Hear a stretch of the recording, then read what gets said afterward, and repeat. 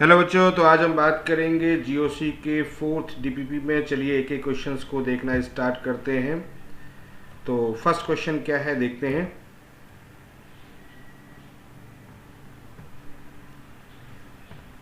Incorrect statement for acid strength के ए is. देखिएगा, acidic strength की बात चल रही है और जिसमें के ए जो होता है वो फैक्टर होता है जो कि एसिडिक स्ट्रेंथ को सिखाता है। यानी कि इसका मतलब ये है कि अगर कोई एसिड है वो अच्छा एसिडिक है तो इसका मतलब उसका के ए की वैल्यू ज़्यादा होगी, और जिसका के ए ज़्यादा होता है नेचुरल सी बात है उसका पी के ए की जो वैल्यूज होती है वो कम होती है। अब किसी भी एसिड का एसिडिक नेचर जो है वो कौन कौन से फैक्टर पर डिपेंड करता है, इसको पहले हमें समझना होगा। जैसे कि मान लेते हैं सपोज दैट हमारे पास में कार्बोक्सिलिक एसिड है। अब कार्बोक्सिलिक एसिड में मैंने कोई प्लस आई ग्रुप लगाया। प्लस आई ग्रुप क्या करेगा, इलेक्ट्रॉन रिपलिंग ग्रुप होगा, यानी कि इलेक्ट्रॉन को रिपल करेगा। अब एसिड का एसिडिक करेक्टर किस बात पर डिपेंड करता है, H प्लस के रिमूवल पर। अब H प्लस का जो रिमूवल है वो क्या डिफिनेशन शो करेगा कि वो इलेक्ट्रॉन डोनेट करके बाहर निकलेगा। लेकिन जब उसके ऊपर इलेक्ट्रॉन डेंसिटी बढ़ेगी तो नेचुरल सी बात है अब यहाँ पर H प्लस का निकलना मुश्किल हो जाएगा। इसका मतलब ये है कि प्लस आई इफेक्ट अगर होगा तो उस कंडीशन पे एसिडिक नेचर जो होगा वो हमारा डिक्रीज होगा। अगर हम इसी केस में माइनस आई ग्रुप लगा दें और माइनस आई ग्रुप के फैक्टर को समझने की कोशिश करें तो माइनस आई क्या करेगा, इलेक्ट्रॉन्स को अपनी ओर खींचेगा, तो इलेक्ट्रॉन को अपनी ओर खींचेगा, तो यहाँ से जो H प्लस की रिमूवल की टेंडेंसी होगी वो ईजिली होगी। इसका मतलब उसका एसिडिक नेचर इंक्रीज होगा। यानी कि minus I effect is directly proportional to the acidic nature and plus I effect is inversely proportional to acidic nature. जैसा ही प्लस आई का बिहेवियर होता है वैसा ही प्लस एम का भी होगा। यानी कि जो फैक्टर प्लस आई शो करेगा वही नेचर जो होगा वही इफेक्ट प्लस एम भी शो करेगा, और उसी तरीके से जो माइनस आई शो करेगा वैसा ही माइनस एम भी शो करेगा। ठीक है, अब एक एक चीज को समझने की कोशिश करते हैं। सबसे पहला पॉइंट है plus I plus M effect increases the K A will B decreases. यानी कि अगर प्लस एम प्लस आई बढ़ाएंगे तो उस कंडीशंस में के ए की वैल्यू डिक्रीज होगी। हमें क्या चाहिए बेटा, हमें इनकरेक्ट चाहिए। तो ये इनकरेक्ट है कि करेक्ट है, तो ऑब्वियसली बात है ये हमारा करेक्ट ऑप्शन है। दिख रहा है ना, यहाँ पर प्लस आई इंक्रीज होगा तो इसका मतलब एसिडिक नेचर डिक्रीज होगा, एसिडिक नेचर डिक्रीज होगा इसका मतलब सीधी सी बात है के ए की वैल्यू डिक्रीज होगी। Minus I minus M effect increase then the K A will be increase, बिल्कुल सही है क्योंकि acidic nature is directly proportional to K A, तो माइनस आई बढ़ेगा एसिडिक नेचर बढ़ेगा यानी के ए बढ़ेगा। इसका मतलब सेकेंड पॉइंट भी हमारा करेक्ट है। Stability of conjugate base, stability of conjugate base increases with के ए विल बी इंक्रीजेज। अब यहाँ पर थोड़ा सा पॉइंट को समझिएगा। देखिए कोई हमारा अगर एसिड है तो एसिड क्या करता है, H प्लस आई रिलीज करता है, कॉन्जुगेट बेस बनाता है। अब यहाँ पर हम एक चीज समझते हैं कि अगर ये स्टेबल है तो नेचुरल से बात है ये अनस्टेबल होगा, और अगर ये अनस्टेबल है, अगर ये अनस्टेबल है तो फिर ये क्या होगा, स्टेबल होगा, यानी कि उसके रिवर्स होता है। अब आप सोचो कि stability of conjugate base increases, यानी कि ये हमारा स्टेबल है, ठीक है, ये स्टेबल है तो इसका मतलब एसिड हमारा कैसा होगा, अनस्टेबल होगा। और एसिड अगर अनस्टेबल है तो इसका मतलब क्या होगा, एसिडिक नेचर उसका ज़्यादा होगा, यानी कि वो अच्छा एसिडिक होगा, तभी तो अनस्टेबल होगा, तभी तो अनस्टेबल होगा, एसिडिक नेचर उसका अच्छा होगा। और एसिडिक नेचर अगर उसका अच्छा है तो के ए की वैल्यू अच्छी है। इसका मतलब ये भी ऑप्शन जो होगा ये भी हमारा करेक्ट होगा। अब आते हैं fourth, hyper conjugation increases the K A will be increase. देखिए हाइपर कॉन्जुगेशन एसिडिक नेचर को डिफाइन नहीं करता, हाइपर कॉन्जुगेशन किसको डिफाइन करता है, स्टेबिलिटी को डिफाइन करता है, यानी स्टेबिलिटी ऑफ डबल बॉन्ड यानी कि अनसैचुरेटेड कंपाउंड को डिफाइन करता है। तो क्या इससे हम हाइपर कॉन्जुगेशन से किसी का एसिडिक नेचर डिफाइन कर सकते हैं, नहीं कर सकते। इसका मतलब यही हमारा इनकरेक्ट है, यानी कि दैट्स मीन फोर्थ ऑप्शन इसके क्वेश्चन के लिए सही होगा। Which of the value Ka value, which of the following Ka value represent the strong acid? किसी भी एसिड का Ka जितना ज़्यादा होगा इसका मतलब है उसका एसिडिक नेचर जो होगा उतना ज़्यादा होगा। अब के ए वैल्यू किसकी ज़्यादा, यहाँ पर ऑप्शंस में देखें तो देखो यहाँ पर ये जो के ए वैल्यू है, ये के ए कैसा है, यहाँ पर मैक्सिमम है। क्लियर है, तो के ए यहाँ पर मैक्सिमम है, इसका मतलब ये कैसा बिहेव करेगा, स्ट्रॉन्ग एसिड की तरह बिहेव करेगा। दैट्स मीन फोर्थ ऑप्शन हमारा करेक्ट होगा।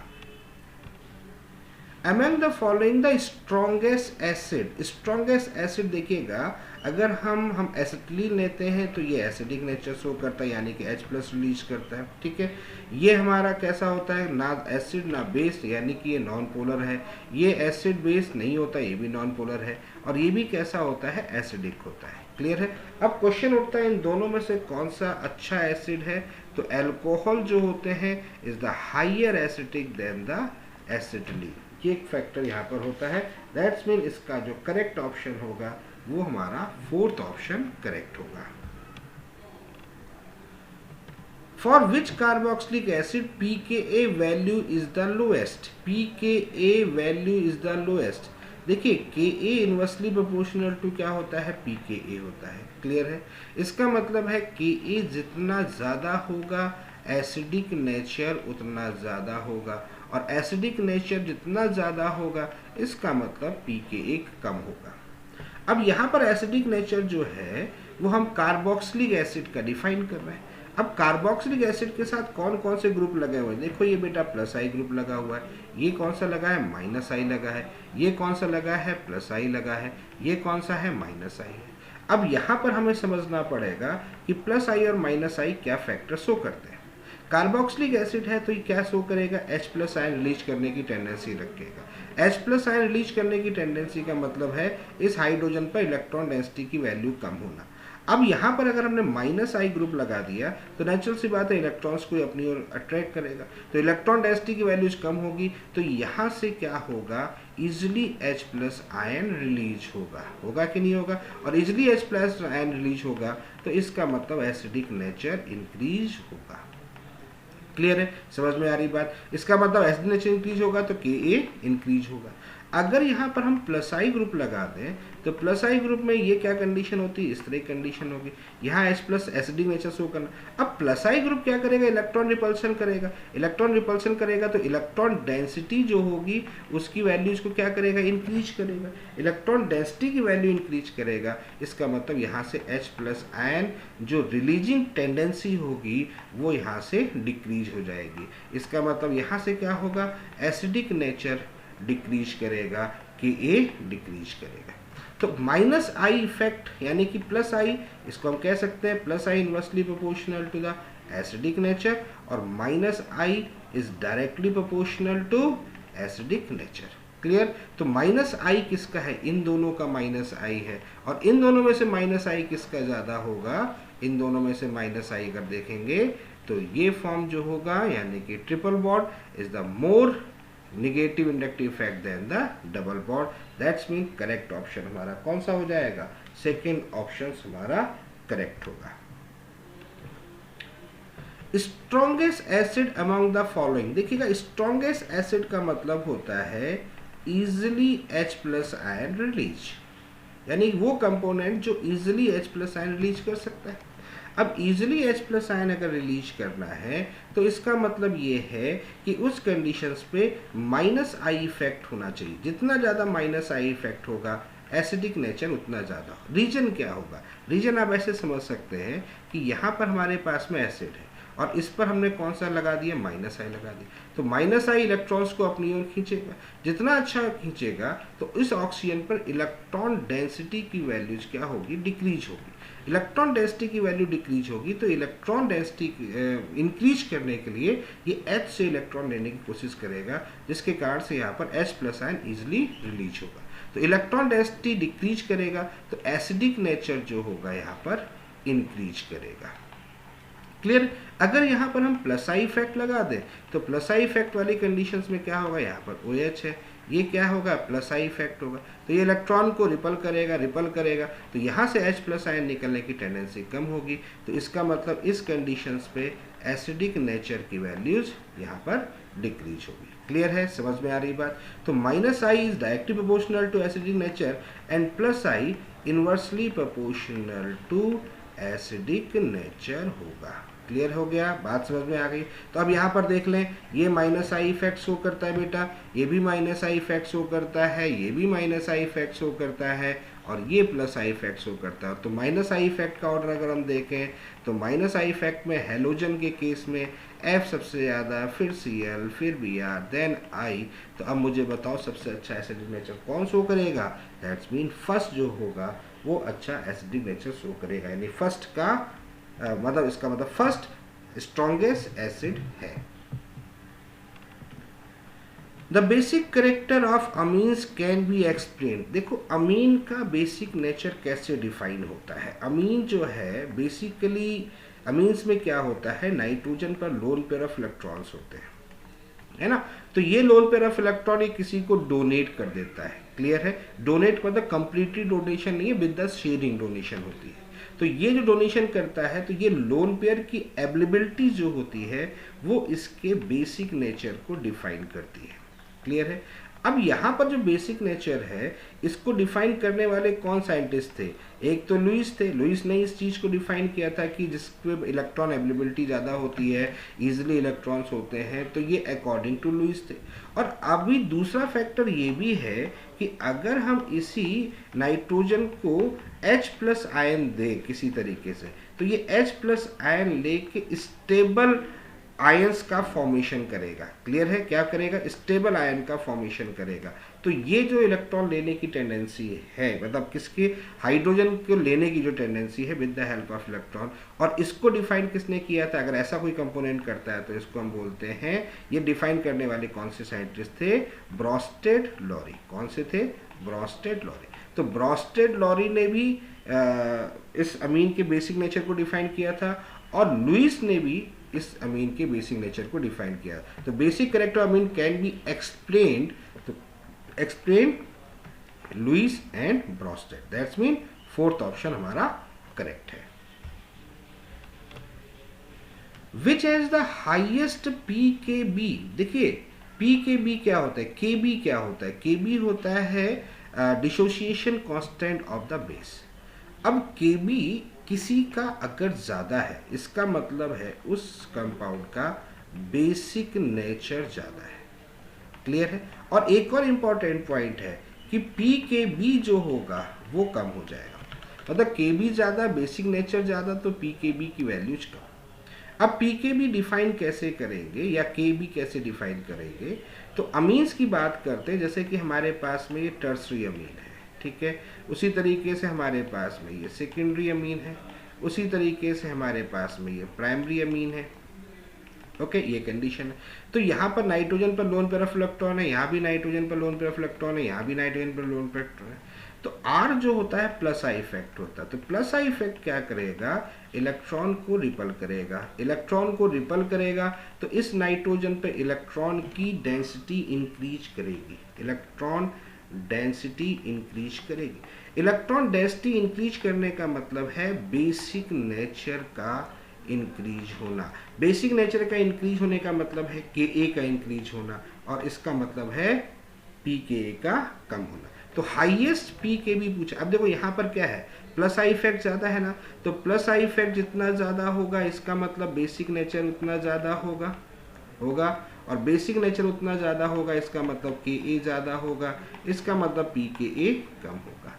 तो अब यहाँ पर हाईएस्ट pKb का मतलब है लेस बेसिक। अब लेस बेसिक कौन होगा? नेचुरल सी बात है, लेस बेसिक वो होगा जिस पर H+ आयन कम होगा। इसका मतलब कौन है H+ आयन? जहाँ पर बिल्कुल नहीं है NH3 है, यहाँ पर H+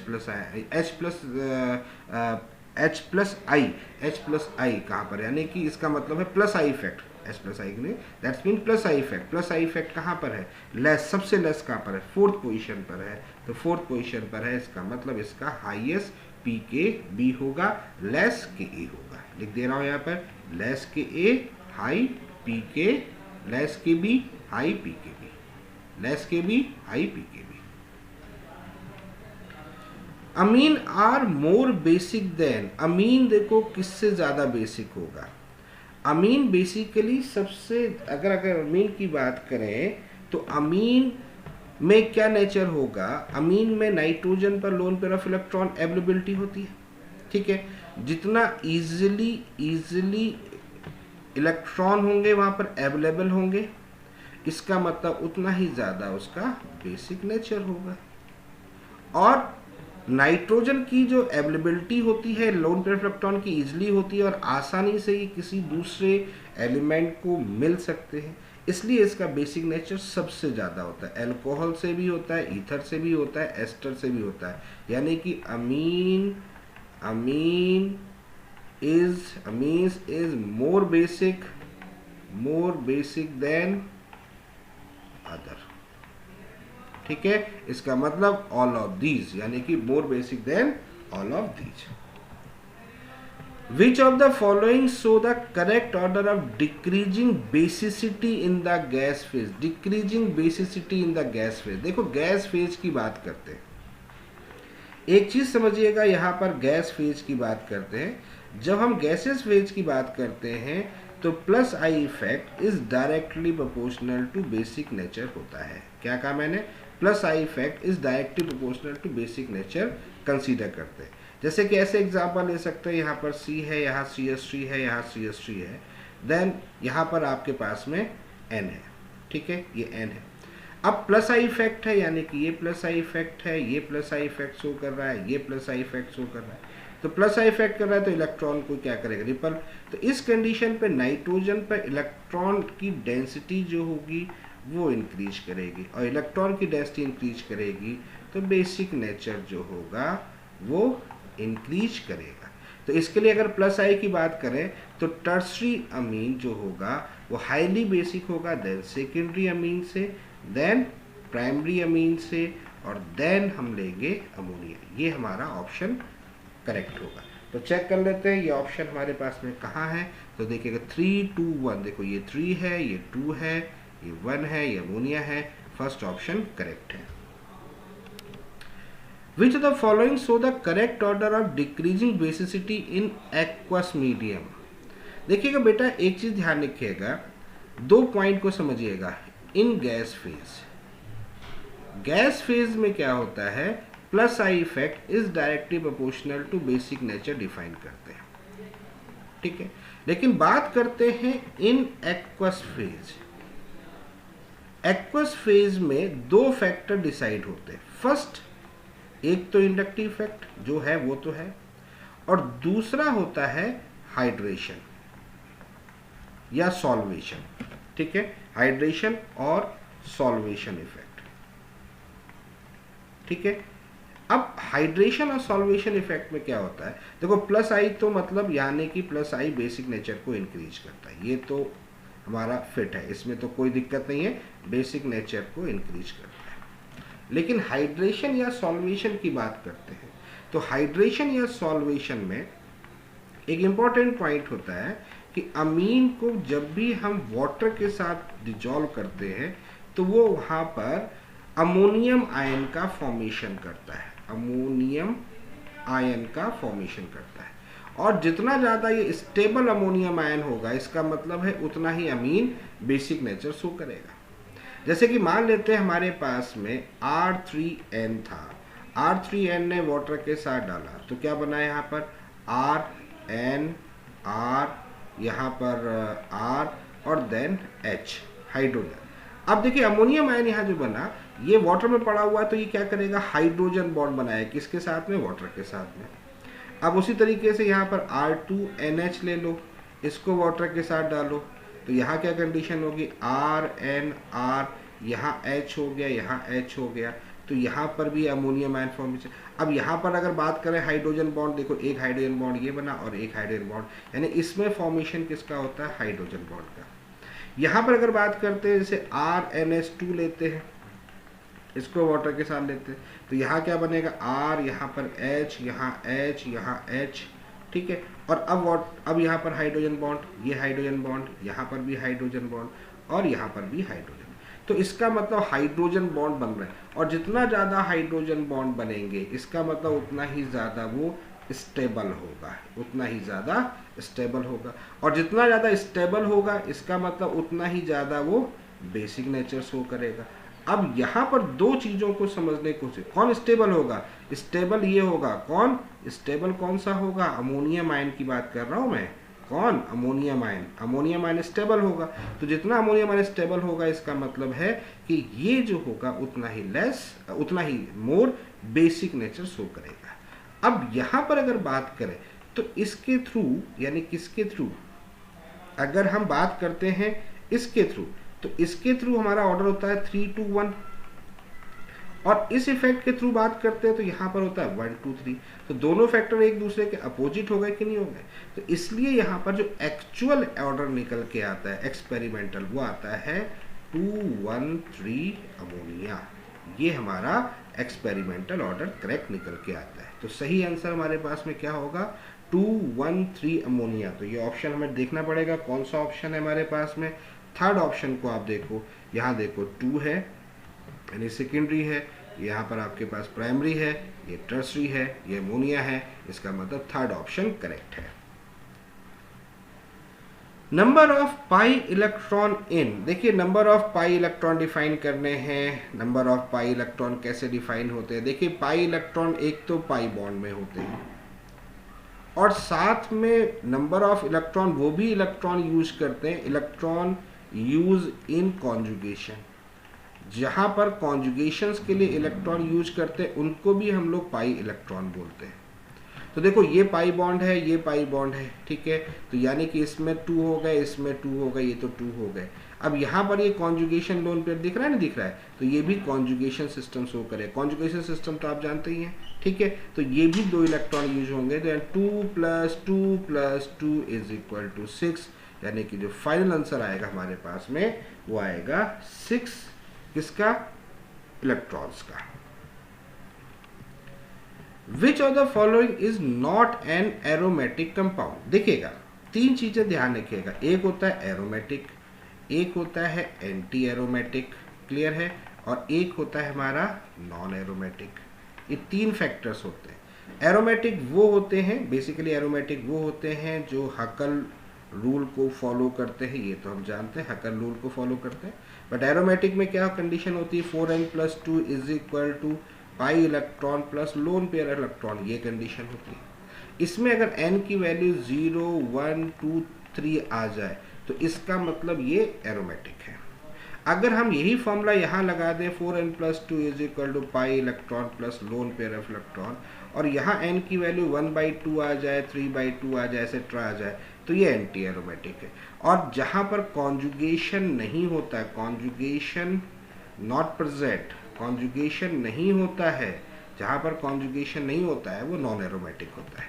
तो यहाँ पर चेक कर लेते हैं, देखिए ये लोन पेयर ऑफ इलेक्ट्रॉन है, कॉन्जुगेशन कर रहा है, कॉन्जुगेशन कर रहा है, यहाँ पर ले रहे हैं तो 4n + 2 = 2, 2, 2, 6, यानी कि 4n = 4, n = 1, that's mean first is aromatic. Second देखिएगा ये नॉन कॉन्जुगेशन है, नॉन कॉन्जुगेटेड है। नॉन कॉन्जुगेटेड मतलब पाई बॉन्ड, फिर सिग्मा, फिर सिग्मा, फिर पाई, फिर सिग्मा, फिर सिग्मा, नॉन कॉन्जुगेटेड है। इसका मतलब ये एरोमेटिक नहीं है। यहाँ देखो, इसमें देखो ये कॉन्जुगेशन शो कर रहा है, कॉन्जुगेशन शो कर रहा है, तो 4n + 2 = 2, 2, 2, कितने हो जाएंगे? 6, यानी कि 4n = 4, n = 1, यानी ये भी एरोमेटिक है, ये भी एरोमेटिक है। यहाँ लोन पेयर ले लो, ये कॉन्जुगेशन शो कर रहा है कि नहीं कर रहा है? तो यहाँ पर भी कर रहा है, तो जो भी इलेक्ट्रॉन यहाँ पर पार्टिसिपेट करेंगे सभी काउंट कर लीजिए, 2, 2, 2, यानी 6, 4n = 4, n = 1, that's mean also aromatic. तो बेटा सेकेंड जो है ये नॉन एरोमेटिक है, बाकी सब एरोमेटिक हैं। Identify the aromatic compound. देखिएगा एरोमेटिक की बात करते हैं, साथ में मैं एंटी की भी बात कर लेता हूँ, एंटी एरोमेटिक और नॉन एरोमेटिक, ठीक है, तीनों फैक्टर्स को साथ लेते हैं। तीनों में यहाँ पर पहले बात करते हैं फॉर्मूले के, 4n + 2 पाई electron plus lone pair electron use कर लीजिएगा। ये सिस्टम कैसा होना चाहिए? कॉन्जुगेटेड, ठीक है, ये सिस्टम कैसा होना चाहिए? कॉन्जुगेटेड। और ये सिस्टम कैसा होता है? नॉन कॉन्जुगेटेड, यानी कि सिस्टम अगर नॉन कॉन्जुगेटेड है तो नॉन एरोमेटिक है, लेकिन अगर सिस्टम कॉन्जुगेटेड है तो एरोमेटिक और एंटी एरोमेटिक में कोई एक हो सकता है। तो यहाँ पर ले लें तो 4n + 2 = ये पाई electron plus lone pair of electron use किया, एन की वैल्यू यहाँ पर 0 1 2 दैट यूज करोगे तो दैट्स मीन एरोमेटिक आएगा।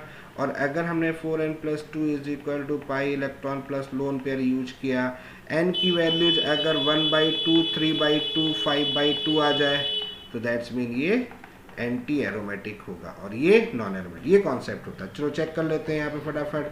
4n+2 इज इक्वल टू 2 2 4 2 6 2 8 2 10 2 12, यानी कि 4n इज इक्वल टू यहाँ कितना होगा 10 एज इक्वल टू 5/2।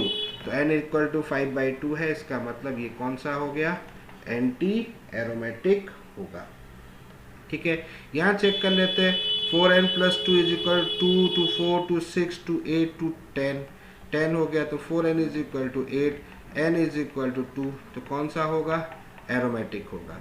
यहाँ चेक कर लो 4n+2 इज इक्वल टू 2 4 6 8, यहाँ चेक कर लिया 4n इज इक्वल टू यहाँ कितना हो गया 6, n इक्वल टू 3/2, 3/2 होगा तो इसका मतलब ये भी कैसा होगा, एंटी एरोमेटिक होगा।